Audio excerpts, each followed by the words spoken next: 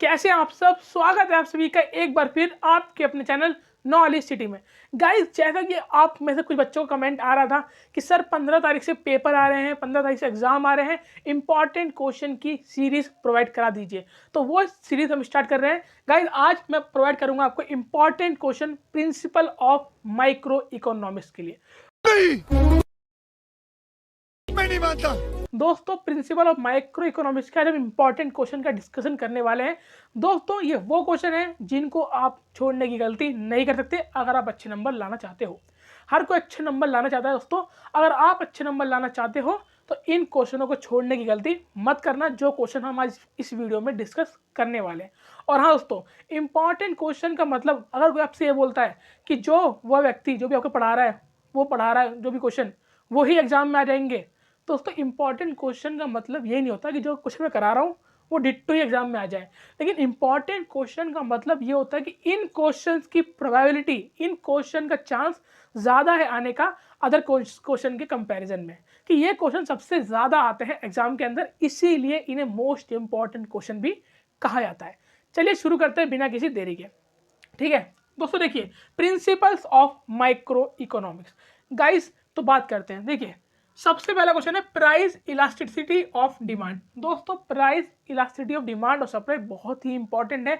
इन्हें अच्छे से पढ़ लेना, अच्छे से समझ लेना। टेबल और डायग्राम दोनों, थ्योरी टेबल डायग्राम, अगर न्यूमेरिकल भी है तो हर चीज़ समझ के कर लेना, ये ज़रूर आता है एग्जाम में। अगला है आपका how Slutsky approach differ from Hicksian approach. बहुत ही ज़्यादा इंपॉर्टेंट। इन दोनों की अप्रोच अलग अलग ही पूछ लेता है कि स्लट्सकी बताओ, हिक्सन की बताओ, या दोनों में डिफरेंस भी पूछ लेता है। ठीक है ना। अगला बजट लाइन, बहुत इंपॉर्टेंट, कि बजट लाइन क्या होता है। गाइस, जितने भी क्वेश्चन है सारे बहुत ही इंपॉर्टेंट है दोस्तों। ये क्वेश्चन मैं आपके लिए 10-11 साल के जितने भी पहले पेपर आए हूँ सबको मैंने एनालाइज किया, उसके बाद लाया हूँ, इसलिए बोल रहा हूँ दोस्तों, इन क्वेश्चन को मत छोड़ना। ठीक है ना। देख लीजिए, कंज्यूमर इक्विलिब्रियम। दोस्तों, कंज्यूमर इक्विलिब्रियम और इंडिफरेंस कर्व दोनों बहुत इंपॉर्टेंट है। आपसे कंज्यूमर इक्विलिब्रियम के बारे में कुछ भी पूछ सकता है, उसके बारे में सारे पॉइंट पढ़ लेना। इंडिफरेंस कर्व भी पूछ सकता है, और इन दोनों को मिला के क्वेश्चन ही बनता है जो मैंने लिखा भी है, explain consumer equilibrium with the help of indifference curve, कि इसके इंडिफरेंस कर्व की हेल्प से कंज्यूमर इक्विलिब्रियम को आइडेंटिफाई करो, इसको समझाओ।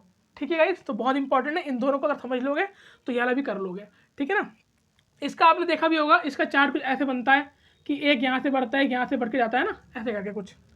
अगला, law of variable proportion and its application, कि लॉ ऑफ वेरिएबल प्रोपोर्शन क्या होता है गाइस, जरूर देख लेना।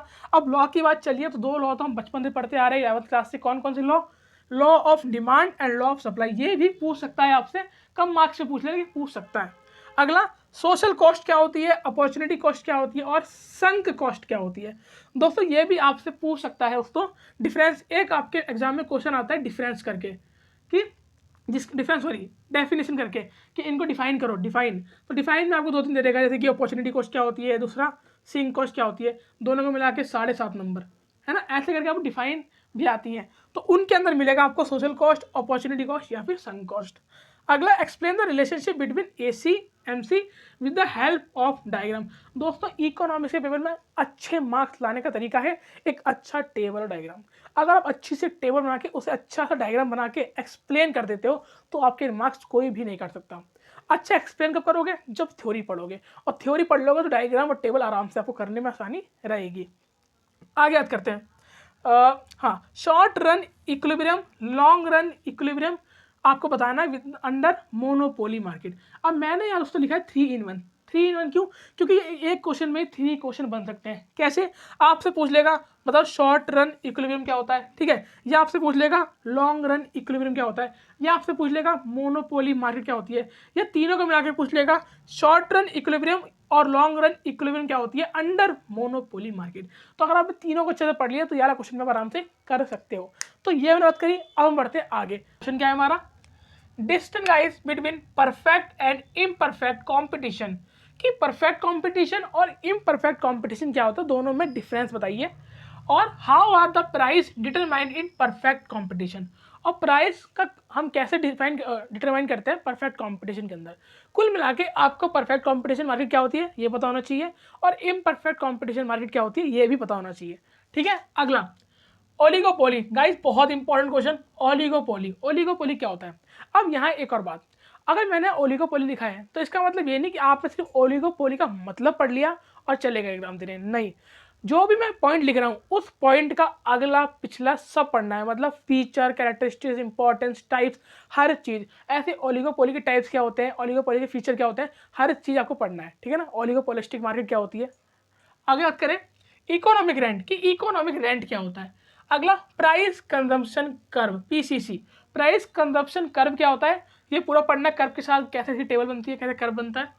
नॉर्मल गुड्स क्या होती है और जिफन गुड्स क्या होती है, बहुत इंपॉर्टेंट। आपसे अकेले यही पूछ सकता है कि नॉर्मल गुड क्या होती है, या ये भी पूछ सकता है कि जिफन गुड्स क्या हो सकती है, या ये भी पूछ सकता है कि दोनों में डिफरेंस बताओ।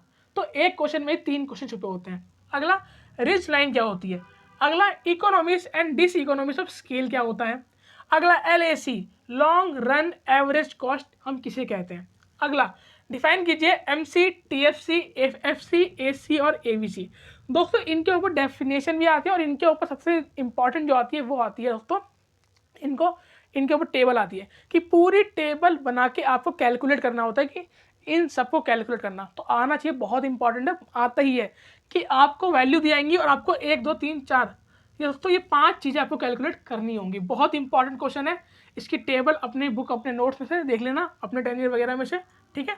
अगला मोनोपोलिस्टिक कंपटीशन की, मोनोपोलिस्टिक हमारी कंपटीशन क्या होती है। हमने अब 3 कंपटीशन देख लिए, पहले हमने पढ़ा था मोनोपोली, फिर ओलिगोपोली, अब मोनोपोलिस्टिक, ये तीनों देख लेना। अगला इन तीनों में दोस्तों डिफरेंस भी पूछ सकता है कि मोनोपोली, ओलिगोपोली और मोनोपोलिस्टिक में डिफरेंस बताओ। अगला प्रिजनर्स डिलेमा, सबसे इंपॉर्टेंट कि प्रिजनर्स डिलेमा क्या होता है। अगला प्राइजनर्स डिलेमा, सॉरी। अगला backward bending supply curve of labour, बहुत इंपॉर्टेंट है कि बैकवर्ड बेंडिंग सप्लाई कर्व क्या होता है। अगला scarcity of resources and choices, कि जब रिसोर्सेज की कमी होती है तो हम कैसे कैसे गुड्स को चॉइस करते हैं, कौन सा गुड्स ज़्यादा खरीदते हैं, कौन सा कम खरीदते हैं, यही बहुत इंपॉर्टेंट है। इंपॉर्टेंट तो सारे ही है ना। अगला सब्सटीट्यूट गुड्स क्या होती है और कॉम्प्लीमेंट्स गुड्स क्या होती है, 11 से पढ़ते हुए आ रहे हैं। इन दोनों का मतलब भी पूछ सकता है, इन दोनों का डिफरेंस भी पूछ सकता है, ठीक है। अगला सबसे इंपॉर्टेंट एक और है हमारा PPC, production possibility curve. PPC दोस्तों बचपन यानी 11 से पढ़ते हुए आ रहे हैं, PPC क्या होता है तो अच्छे से पढ़ लेना। आगे बात करें features of perfect competition market, कि परफेक्ट कंपटीशन मार्केट के फीचर्स क्या होते हैं। अगला प्रोडक्शन फंक्शन, कि प्रोडक्शन फंक्शन क्या होता है। तो गाइज यहाँ कुल मिला के हमने 28 क्वेश्चंस की बात की। गाइज ये 28 क्वेश्चन बहुत ही ज़्यादा इंपॉर्टेंट है, बार बार बोल रहा हूँ, इन क्वेश्चन को छोड़ने की गलती मत करना। अगर आपके एग्जाम में भी टाइम है 15 के बाद से है तो अभी से इनको पढ़ना शुरू कर दीजिए। और मैं साथ साथ ये भी बोल रहा हूँ कि सिर्फ इन क्वेश्चन पे ही मत टिके रहना, सारी चीज़ें पढ़िए, हर चैप्टर को अच्छे से पढ़िए, लेकिन इन क्वेश्चन को ज़्यादा फोकस देके पढ़िए क्योंकि इनमें से आपको क्वेश्चन एग्जाम में देखने को मिलेंगे। इनकी सबसे ज़्यादा प्रोबेबिलिटी, सबसे ज़्यादा इनकी ही बात होती है एग्जाम के अंदर, ठीक है। तो मैंने आपको आज प्रिंसिपल ऑफ माइक्रो इकोनॉमिक्स के क्वेश्चन बताए। अब आप सोच रहे होंगे कि इसमें थ्योरी तो हमने बात कर ली, न्यूमेरिकल भी तो आते हैं। तो गाइस न्यूमेरिकल जो आते हैं वो इन्हीं क्वेश्चंस के अंदर से बन के आते हैं। जैसे एक हमने बात की थी अभी, ये कहाँ चला गया, हाँ, MC, TFC, ABC, एक तो इसमें से आता है। सबसे ज़्यादा न्यूमेरिकल आते हैं price elasticity of supply, price elasticity of demand, इनमें से आते हैं। MC, TFC, AFC इनमें से आते हैं। तो जब आप इनकी थ्योरी पढ़ोगे ना तो इनके न्यूमेरिकल भी साथ साथ देख लेना। बाकी हर एक चैप्टर के न्यूमेरिकल होते हैं, उन्हें देख लेना। बाकी थ्योरी में सबसे इंपॉर्टेंट क्वेश्चन मैंने आपको बता दिए हैं। वीडियो आपके पास आ गई है या आने वाली, आ जाएगी थोड़े दिन में, ठीक है, मतलब अभी बना दी मैंने, तो आज या कल तक वीडियो आ जाएगी आपके पास, ठीक है। तो इस वीडियो को अच्छे से देख के अपने दोस्तों में शेयर भी कर देना ताकि उनकी भी हेल्प हो पाए, ठीक है। मिलता हूँ नेक्स्ट क्लास में एक और वीडियो के इंपॉर्टेंट क्वेश्चन के साथ, तब तक के लिए गुड बाय।